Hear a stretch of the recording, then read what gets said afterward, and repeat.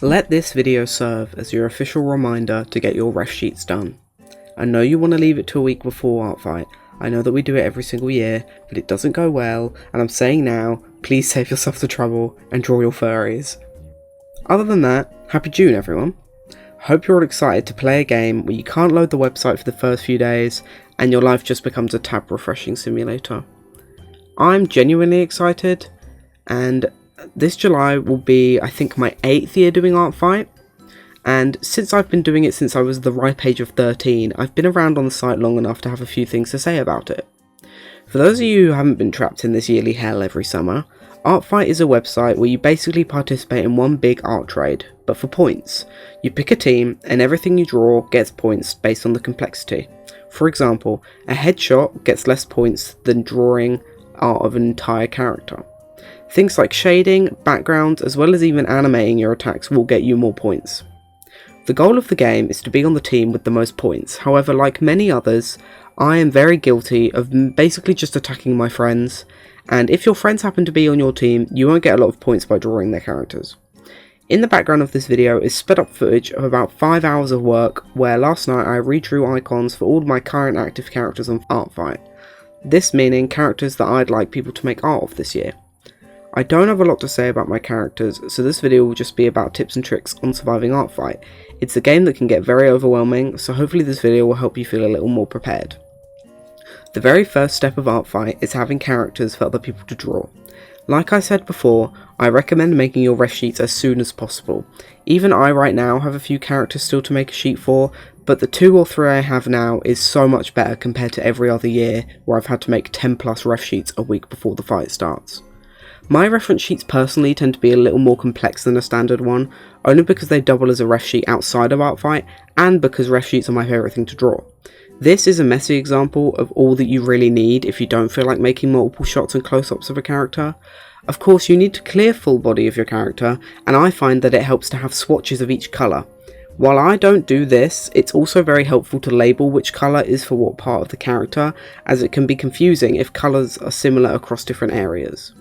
I also find it useful to include an eye, mouth and paw images on my ref sheets, as these are often areas that either aren't shown, like the inside of mouths, or need a close-up for details like the eyes. Make sure that you never shade a reference sheet. There's no greater agony as an artist than trying to colour pick and not knowing which part is shaded or which is the base colour. It's also easy to mistake shading for a pattern, so having a flat coloured reference sheet makes sure that people know how to get your character right when they want to draw them. On my profile, I put star icons next to the names of my characters to show people how much I want characters drawn compared to others. I recommend only putting characters that you really want art of, but I have characters that I don't really care about that are just up there for fun because I like the designs and a little art of them couldn't hurt. Having eye-catching characters in your first 6 means that people visiting your profile are more likely to draw your character.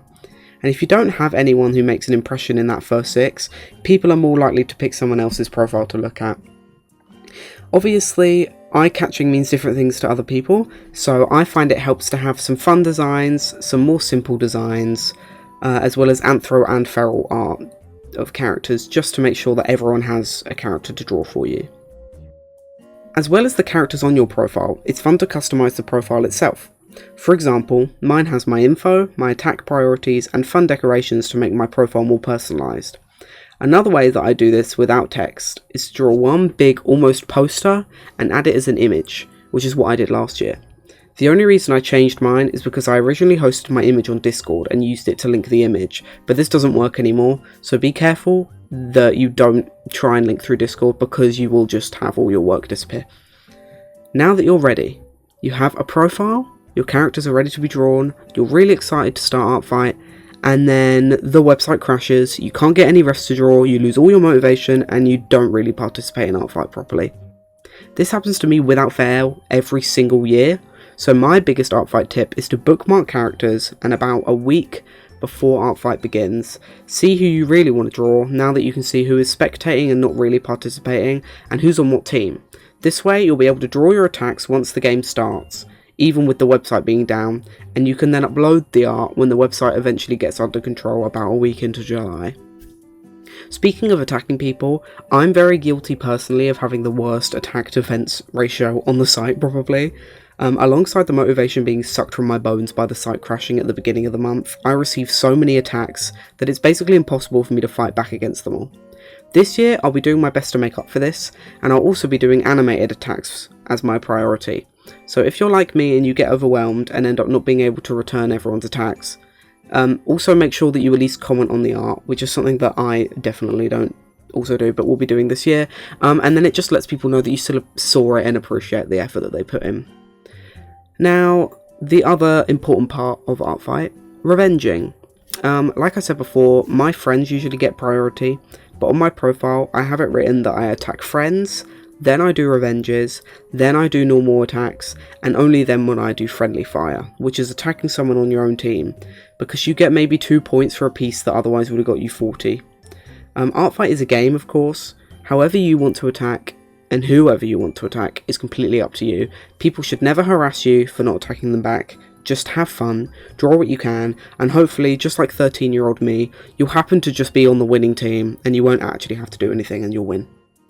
Hope this video was helpful. Of course, go follow me on Artfight at Gummyworms, and hopefully you might get some art from me this year. Also, for anyone who is just curious, I'll put up all the art that I made in the background.